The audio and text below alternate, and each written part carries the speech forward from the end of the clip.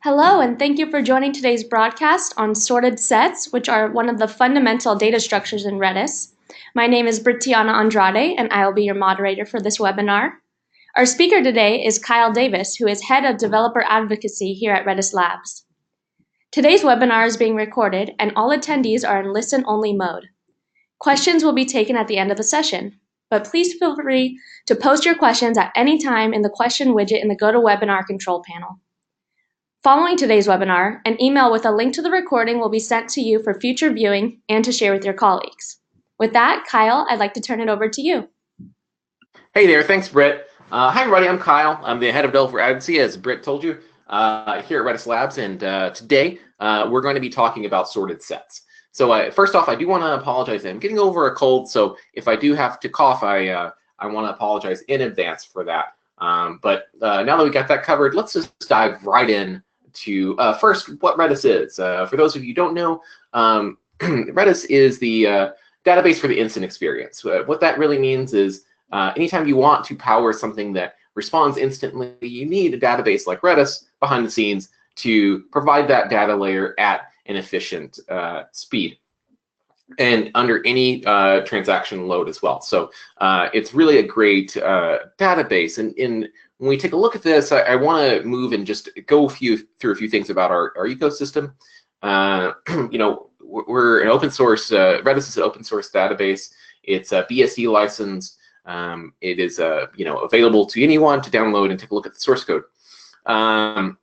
It's incredibly popular too. If you take a look at the number of Docker containers that have been launched through Docker Hub, we're over 1 billion with a B containers launched as of December. So really just amazing amount of people are doing that. Now we know that there isn't literally 1 billion servers running Redis every day. Some of that's CI and CD pipeline, stuff like that runs for a few moments and then are shut down and then loaded again. So, but that still shows the amount that you have there, and that's only in Docker. So people who are running on their own or running in some other environment, that's not counted. So it just shows the massive scale that we're at. In addition, we're really loved. So 2 years in a row, 2017 and 18, and 19 is not out yet, but we considered the most loved database by Stack Overflow. So that's an independent study. So, really just kind of that's a real honor to be a part of that. So Redis has a few things that people use it for. It really makes it different is performance, which we'll touch on a little bit today, but frankly, we're going to talk a lot more about the second column, which is our data structures. As you can see, there is sorted sets in there. And then we'll touch on just a tad our extensibility through modules, but primarily we're going to start talking really about the data structures today. And sorted sets is one of them. But before we get into sorted sets, I want to spend some time talking about what a set is in Redis. Because you need to understand what that is before you can understand what a sorted set is. So a set is basically a collection of unique items, and those items are called members. Now the terminology here is pretty important. Redis has different terminology for different data types. And that really does inform, if you read the documentation, how it works. So those members are referred to under a single key. So you'd have n number of members at a key that is an identifier in Redis. All the commands for sets start with S. So pretty straightforward. So that's a good way to know what's going on. If you run the Redis type command, they return set as the type. You can basically add members with sadd. You can remove members as srem or spop. You can test for membership with sismembers, and as well you can look for the whole all the members in a set with a command called smembers. The ismembers sometimes confuses people. You can find the number of members in a set, so that's the cardinality. So we say scard, and we can perform the set operations that you might be used to from set theory. So it's senter for set intersection, sdiff for set difference, and sunion for the union between multiple sets. There is some restrictions on this, though, that people might be used to if you're thinking about something like an array. Sets are different in that you can't get by an index. There is no informed sort order in a set. It is just random. So you can't say, I want item 1 from a set. That doesn't exist. That doesn't make semantic sense. And then you can't have any duplicates. That is another intrinsic thing to a set. So if you add something to a set 1,000 times, so you add one member, the same member to a set 1,000 times, the cardinality will still be 1 because you've only added one thing in. So no duplicates. So that's in a really quick area exactly what a set is. Now let's move into the main idea for today. What is a sorted set? So sorted sets are basically sets with an intrinsic score. Okay, sets have many of the same properties. Sorted sets have many of the same properties as sets. So like you're going to see, you can get some of the same information from them. They behave a lot of ways, but they have this kind of like number that's associated with them. They have a sort order for each member. So if you compare it to a set that doesn't have any type of intrinsic sort order, it's a little bit different. So if we take a look here,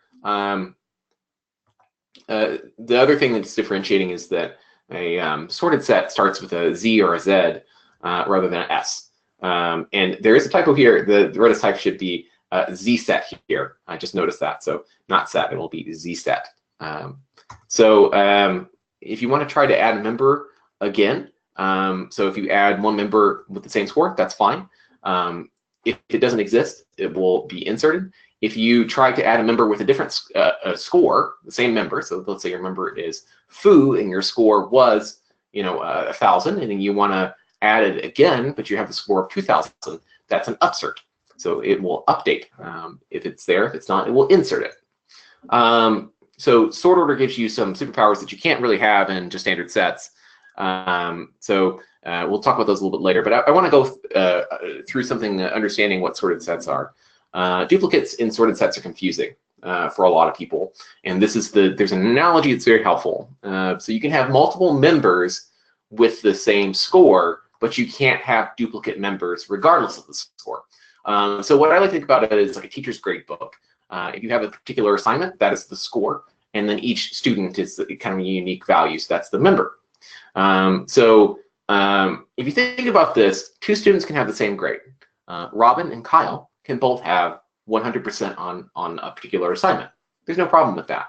However, one student can't have multiple grades for that same assignment. So for example, I can't have both 100 and 200, or 150 probably is a better number, as a assignment score for that assignment. I can only have one. So if I was to go in and say put Kyle in again, then it would just update that. So if my score was 50 and I said let's add it to the sorted set, Kyle has 100, it would then just change the grade.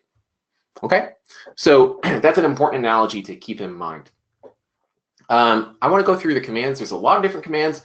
It can seem overwhelming, but let's go through and look at them in kind of some buckets that break it down a little bit easier.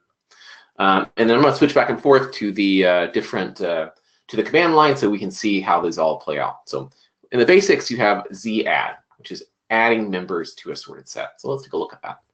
So over here, I'm going to zadd. That's my command. My key will be my z set, and I'm going to put a score of 1, and I'm going to do member A. Okay, so that means that my score for the member A is 1. Okay, I'm going to do again my z set, 2 and B. Okay, my z set, 3 C, and I can also add multiple ones in at one time. So 4 D, 5 E. Okay, so that means you can see I returned to 3 here, which means that I've added 3 items in. Okay, so that's adding items to a sorted set. Pretty simple. If we take a look here, let's think about removing an item. So we'll do zrem. So z rem. My key is my z set, and I want to remove E. So that's the last one here. So I removed E. We had a score of 5. And then we can z inker by a particular member. So let's go ahead and I'm going to add in zadd my z set. I'm going to add in with a score of 25 the letter Z. Okay, so then I can do z inker by my z set, and then I'm going to increment 1 in the member Z. Okay, so now it's at 26. So you can see how that worked. I did have a score of 25. I incremented it by 1, and then I have 26. the same thing is true if you go in and do a negative number. So I'm going to do -1. So now it's back to 25. So you can manipulate your scores this way. I'm going to go ahead and remove that for this example, and then I will remove Z. Okay, back to normal. So getting information about these particular members of the set. So Z card will get the cardinality of the set. So let's pop over to the command line. Z card, my Z set, and you can see that I have 4 items in it. So it should be A, B, C, and D. Z score to get the score of a member. So let's try that. Z score, my Z set. And then I want to do, let's see, get the score of D, which hopefully that should be a 4. Good, we're good there. Now, for example, I run Z. It doesn't have a score, so it's going to return nil because I removed that in this line. And then Z rank will get the index of the member from low to high. So we'll talk about this a little bit more in detail, but basically, you have the ability to get both a rank and a score. The rank is where it lists inside the particular sorted set. So we'll do Z rank, and this is from low to high. Okay, so I'm going to do Z rank my Z set, and I want to do D. So as you can see, that's 3, and because we use 0-based numbers, it makes a lot of sense. So 0, 1, 2, 3, and 4. And then Z rev rank will get the numbers in the opposite order. So if I run the same thing, Z rev rank on my Z set for D, it should give me 0 because then I'm doing it in the opposite order. So even though the rank is the same, I'm just retrieving it in a different way. And then they're 0-based, so you can really see how those work. So let's talk more about rank versus score. This is another point of confusion for sorted sets. Z score is per member.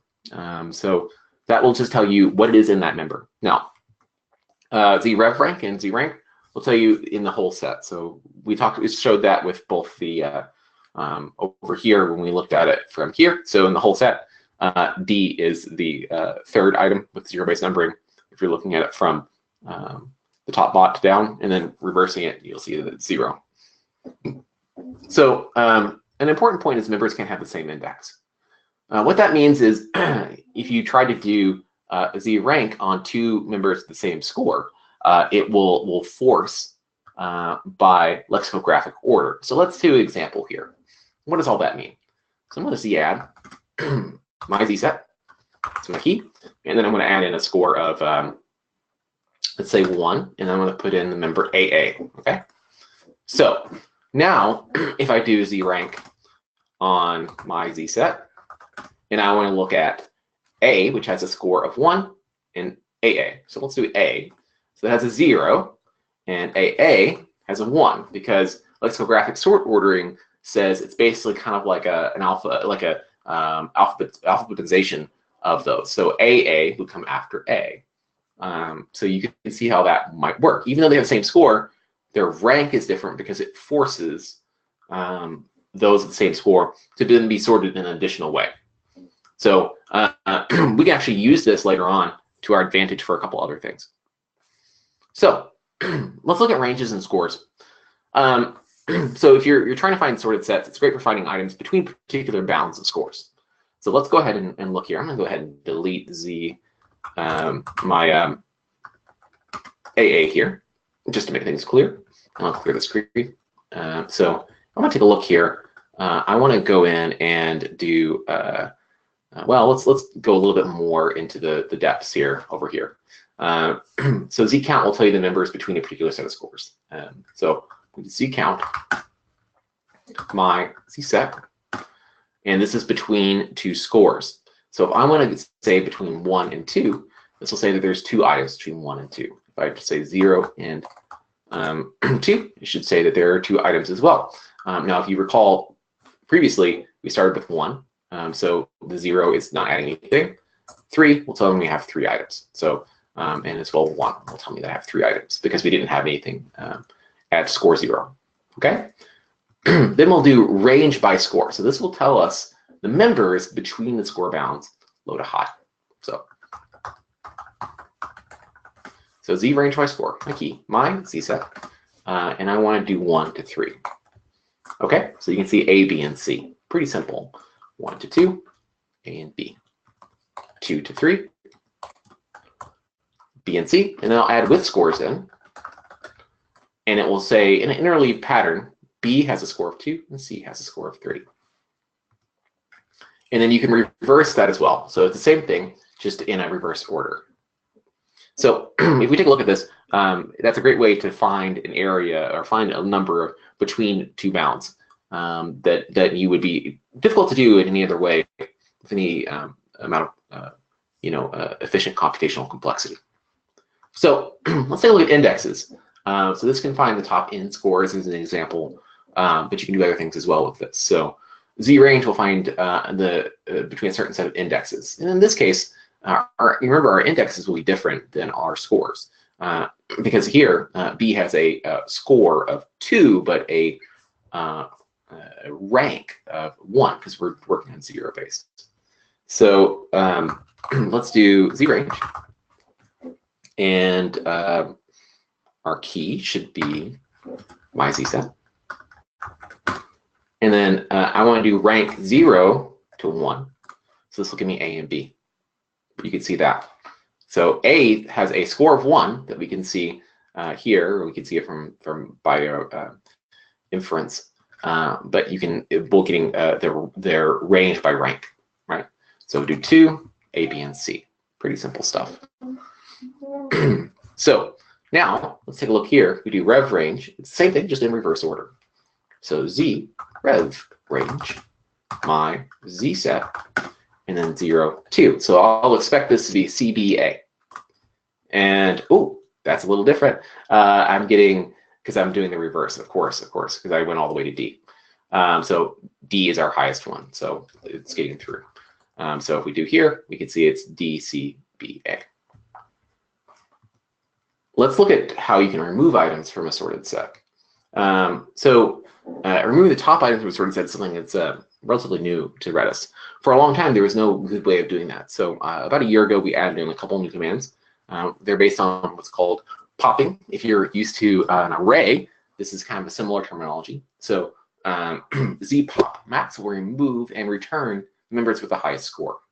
So ZPOP max, my Z set, and then I want to remove 1. So this has removed the highest item, which is a 4. So that was D. And then you can go ZPOP min, which will remove the lowest, right? Pretty straightforward. ZPOP min, rather than max my Z set, 1, and that removed A. So if we were to look at a Z range, we'll get we should just see C and D. And then I'm going to do a little trick here. This is what we call getting the whole set. This means that we're going to loop back around to the end. So that's a way to get in a whole iteration of the sorted set. So as we expected, B and C are here. And then there's the blocking variants. I'm not going to get into those today, but blocking in Redis is a great way of having it potentially an empty key and waiting for items to come to it. And then so it pauses the client.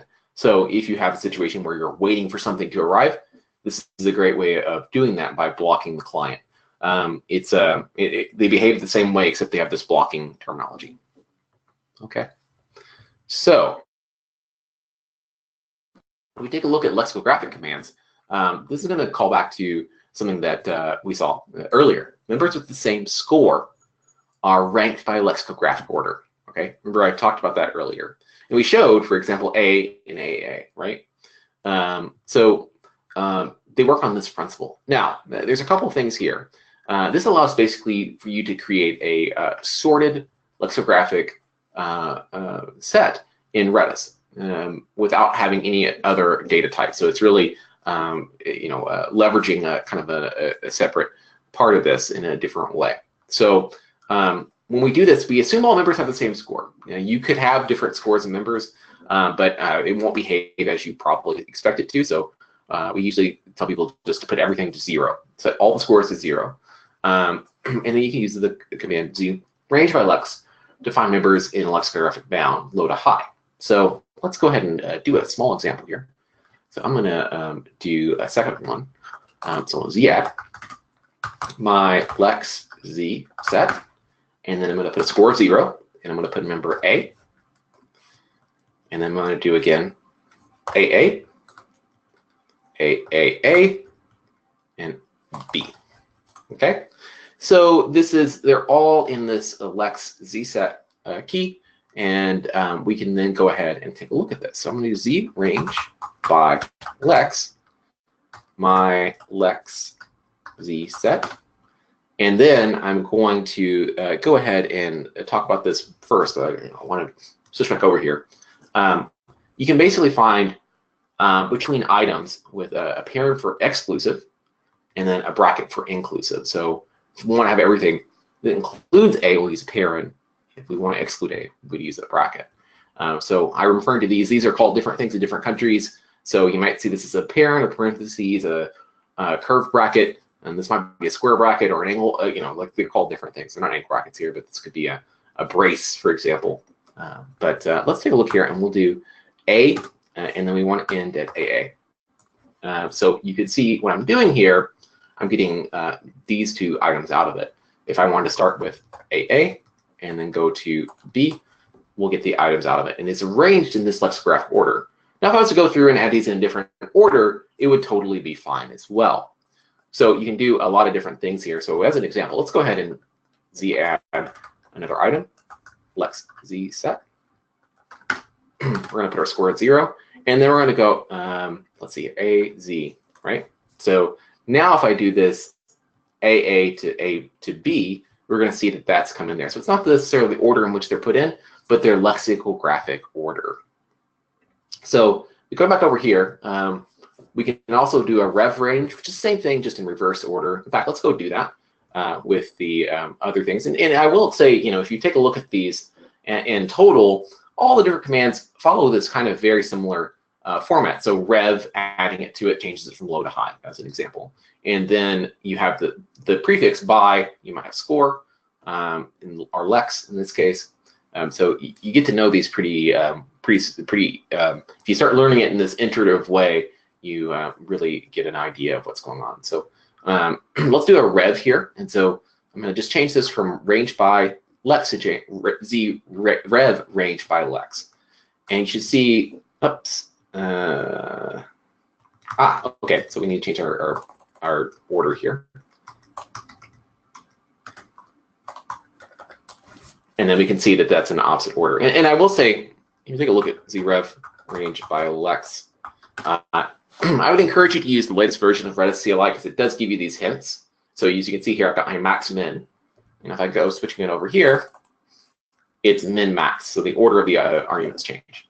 So really very helpful when you're trying to debug something.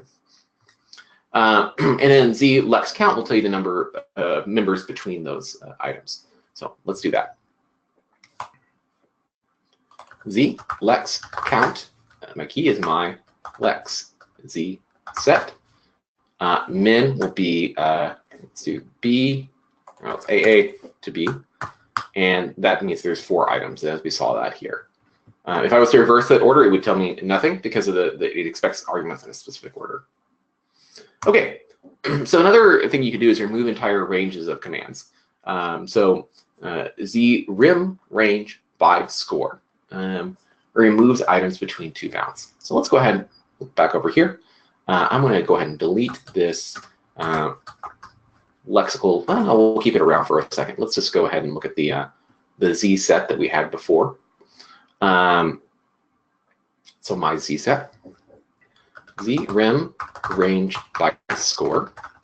And we took a look here. If we were to go up here and look at our scores, let's actually do that so we can have a point of view because this can get confusing. So Z range, my Z set, start in -1. So we have 2 things. We have 2 items. There are 2 members in this. And I'll do with scores. Scores. You can see that we have a score for B of 2 and then a score of C of 3, right? So then let's do Z rem range by score, my Z set, and then I want to remove I just want to remove something. Let's just remove this one here. So it'll remove anything between 3 and 3. Okay, so this says I removed one item, and I'll do this Z range again, and we can see all we have left is B. So pretty simple. And then we have by rank, which will remove an item by index bound. So you could say Z rem range by rank my Z set, and I want to remove the zeroth item. So this will remove just the zeroth item. And in fact, I could go higher here, but I know I only have one item. So I removed one. I'll do my Z range again, and we have an empty set. And if we take the Z range by lex, we can remove items with a lexicographic bound. So let's move back to our previous example using lexicographic. So Z rem range by lex, and then we have my lex Z set. And I want to remove between, let's see here, AA and AAA. Whoops. I want to have to put my brackets in here. And then we remove 2 items.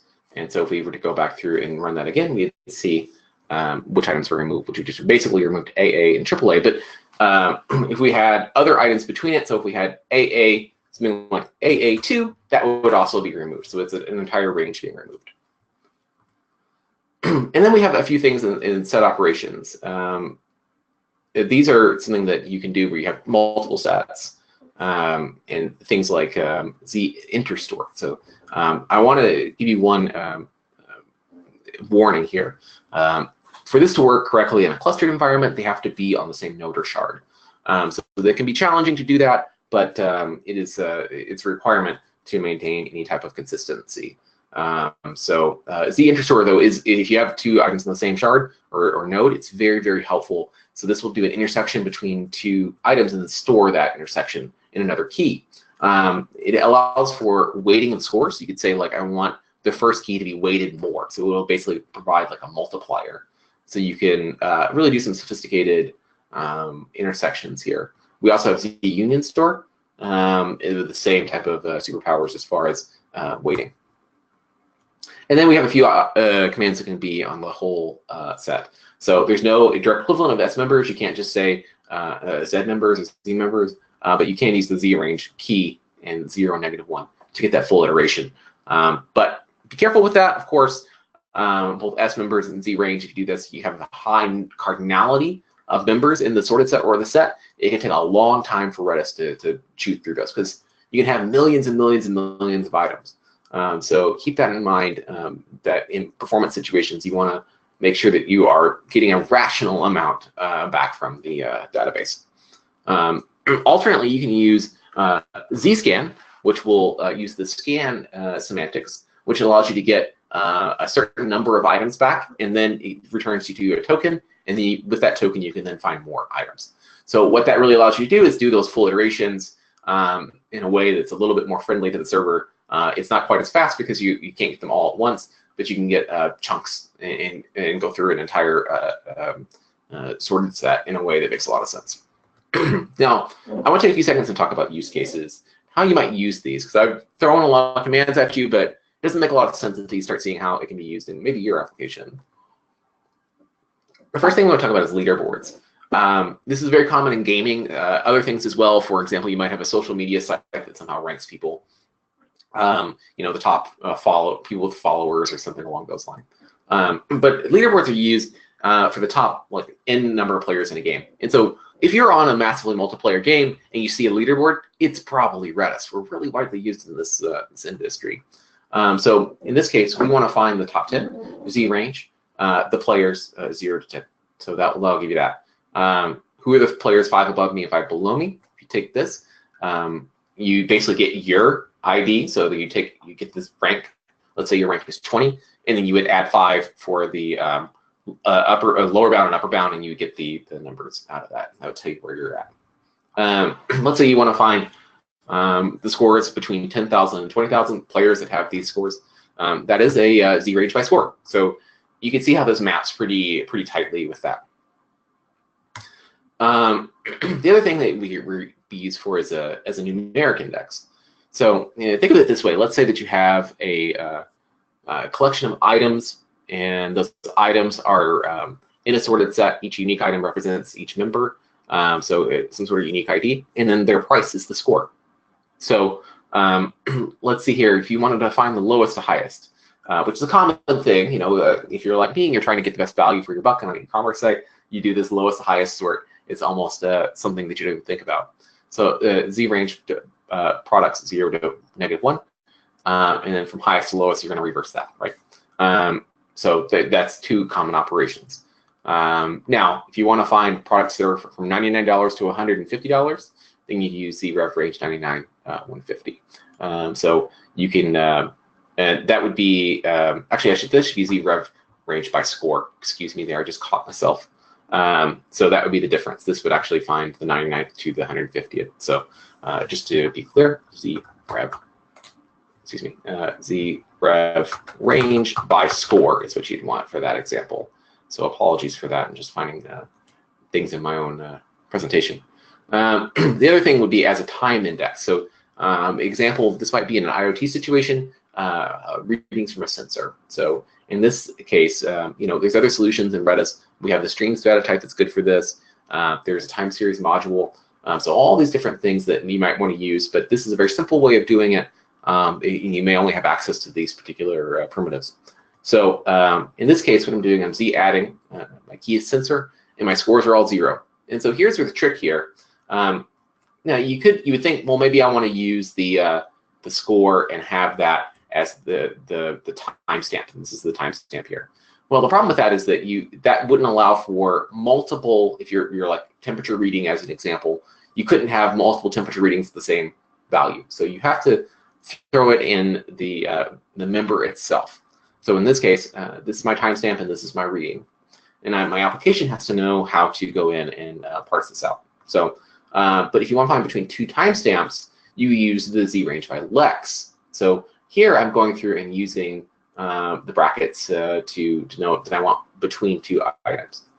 So pretty simple when you start thinking about it. You would then kick this into your application and say split by colon, and then pull the thing out that's relevant to you. Maybe the number is relevant, or the timestamp is relevant as well as the sensor. Maybe it's not, but that's for you to do it. Now, this does come with a penalty of computational complexity. Lexicographic sorting is not free, so do keep that in mind. If you have a very write-heavy situation, this is a fine way of doing it.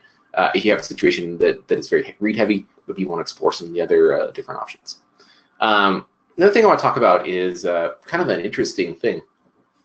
In Redis, we actually have a geospatial ability or feature in Redis, but it's used through the geo commands. However, these geo commands like geoadd, geopos, georadius, georadius by member, you should look at this and you say, member, what does that mean? So is it really a geoset?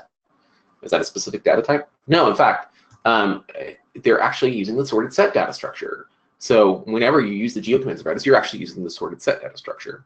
If you take a look here, let's look at this example. I've added something to my geo with a longitude and latitude, and it's my member name. But if I run type on this, it says ZSet. So what's really curious about that is we were able to get a 2-for-1 here when we implemented the geo commands, because they actually use the sorted set scores, and then they encode it through what's called a geohash, which is a particular algorithm which can take latitude and longitude and then encode it into a single number. And we can use that as well to be able to find very quickly things in a radius and by member because of the properties of the geohash algorithm. So actually incredibly interesting, and one of the things that really trips people up is these are all the commands for geo, but there's no removal. How do you remove it? Well, in that case, you just use zrem. So you do have to know this to properly use the geospatial commands in Redis. So even though it may just seem like trivia and this score is completely not useful, you'd really want to do like a geopos and get the position out of it.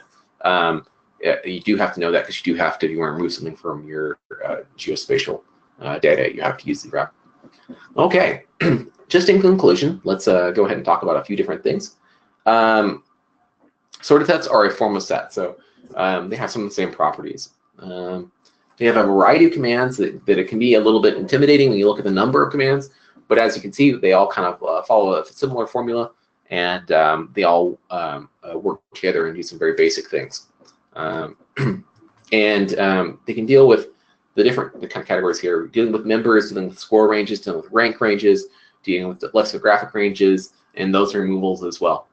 So sorted sets can be used in a variety of use cases: leaderboards, numeric indexes, time indexes, and of course geospatial. So a really flexible data type here. So at this point, I do want to open the floor up for questions, and before we get into any of those questions, I want to just take a little bit of time to say, hey, we're having our conference. It's April 2nd to the 3rd in San Francisco, and we actually have a day on April 1st, not April Fool's Day, but April 1st. There's no fools here when we're talking about a training day, so you can learn from myself and some of my colleagues. So if you want to get in on the action, we have 50% promo code on the screen here, so that should be good for a while.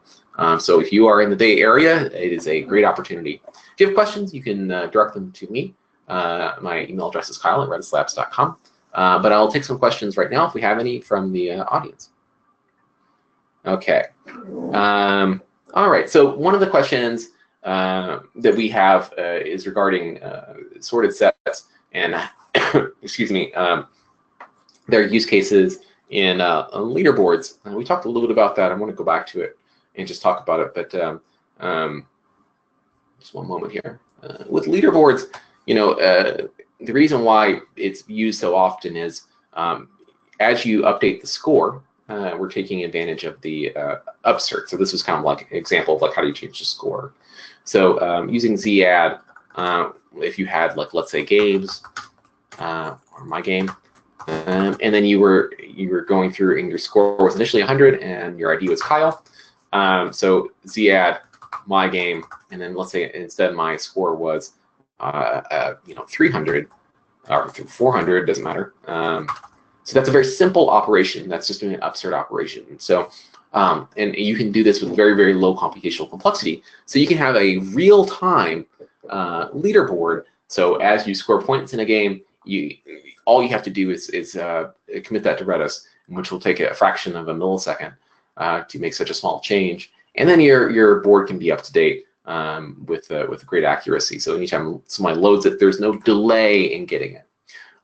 So the other thing that people have talked about a little bit, looking at this, is with scores. Okay, I want to review that a little bit.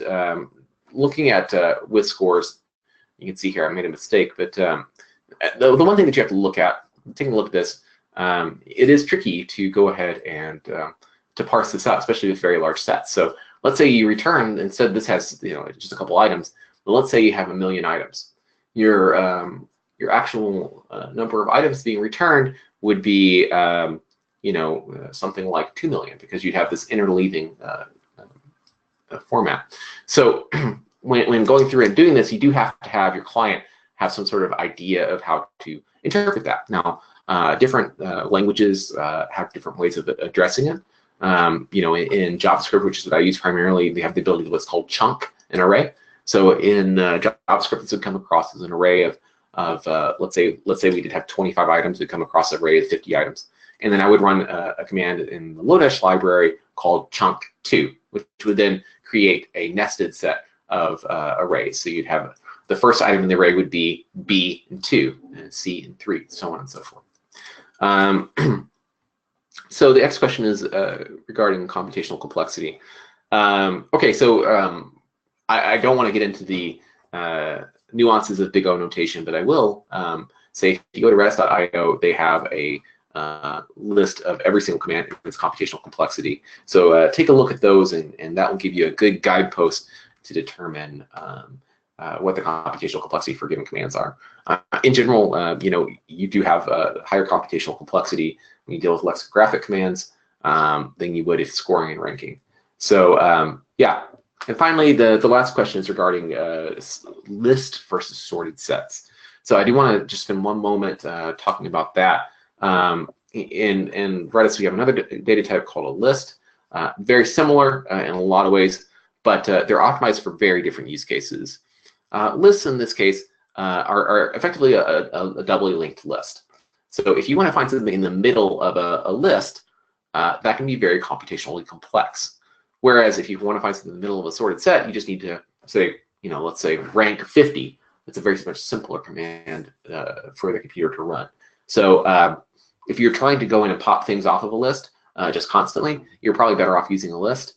It has just a simpler system for that. But really, the sorted sets really come into their own when you try to get something in the middle. Lists are much more difficult that way. Okay, that's all the questions that we have. So let's go ahead and end it right here.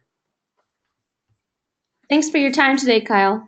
Before we go, I'd like to invite everyone to our next webinar on the topic of building and deploying real-time applications with Redis Enterprise on Red Hat OpenShift Container Platform. Please visit redislabs.com/resources/webinars to register. And lastly, as Kyle mentioned, don't forget to register for RedisConf coming up April 1st through 3rd with the promo code that he shared. We have a great set of speakers lined up and lots of delicious food. We hope to see you all there. Thank you.